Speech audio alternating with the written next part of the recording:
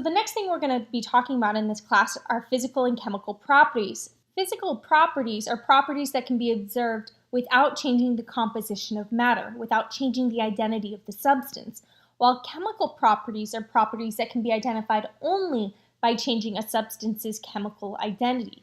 So for example, if I said my shirt is blue, that observation, that property can be observed without changing the identity of the substance. Therefore, it is a physical property.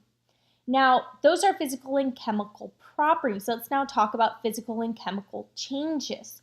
A physical change is a change that does not alter the chemical identity of a substance. So for example, whenever you're melting something or freezing something or dissolving something, you're not changing the identity of the substance. It's still the same substance, and therefore it's a physical change.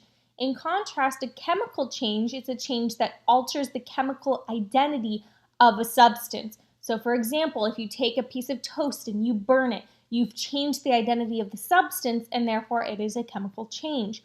So if I dissolve salt into water, since I'm not changing the identity of the salt or the water, it's still salt and water, it's going to be a physical change.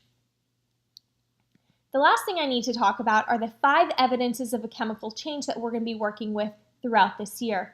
The first evidence of a chemical change is a color change. Now, that doesn't mean if I take water and add food dye to it, and let's say the food dye was yellow and the solution turns yellow, that's not a color change.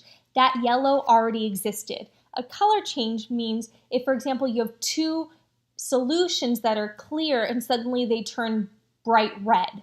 That would be a color change. So a change in color that it's not clear where that color change came from, that is one evidence of a chemical change, meaning you're changing the identity of the substance. The second evidence is a change in temperature. Now, if the temperature of the substance increases, then you have an exothermic reaction, meaning that heat is being released. If the temperature decreases, then you have an endothermic reaction, meaning energy is absorbed. The third evidence of a chemical change is the production of a gas. Now, if you're in solution, what you would see if a gas is produced is bubbles. The fourth evidence is the formation of a precipitate. Now, a precipitate is a solid, so if you combine 2 solutions together and suddenly a solid forms, you know a reaction occurred, a chemical change occurred. And then 5, the production of an odor. And sometimes, especially when you're dealing with cleaning solutions, you got to be extremely careful because if you mix cleaning solutions, you can actually end up with a toxic gas as a result of a chemical change. And that produces a pretty terrible odor, but also one that is toxic.